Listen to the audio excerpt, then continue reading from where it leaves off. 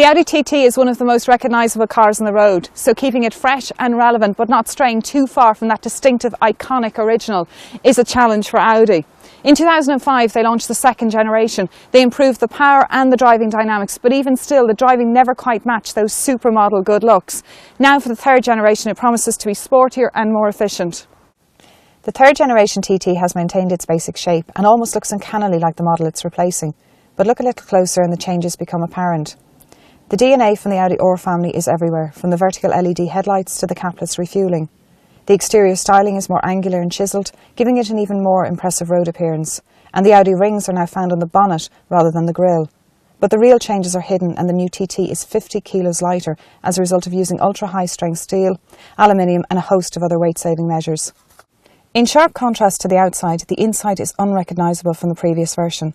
Behind the three-spoke steering wheel is now a virtual cockpit that places all information right in front of the driver. There are also some lovely details, including the TT's air vents that now house the controls for the air conditioning, resulting in an uncluttered feel to the cabin.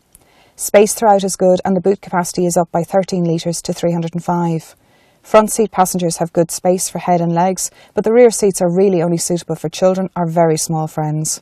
The Audi TT comes in Sport or S-Line and it's available with two engines. You can choose the 2-litre 230 bhp petrol engine or the 2-litre 184 diesel engine. This is the diesel variant and it has the 6-speed manual gearbox. It's priced at 50,000. Now there's 4,000 euros worth of extras on this car, so that brings the price to 54,000. It does a very respectable 0 to 100 in 7.1 seconds, and in terms of fuel economy it returns 4.2 litres or 67.3 miles to the gallon, and CO2 emissions are 110. One of the biggest changes to this version from previous versions is it is much lighter and the centre of gravity has been lowered, and it really shows on the road. Despite the fact that this is a front-wheel drive version, it grips the road really well. It's beautifully responsive, it corners with ease, and this manual gearbox is particularly slick. Also, Audi has a new progressive steering and it delivers just the right amount of feedback and weight when needed. Disappointingly though, the engine note is quite muted and I would have liked something a little more raucous. And also, stunning inside and out as the TT is, it's still best described as a sporty car rather than a true sports car.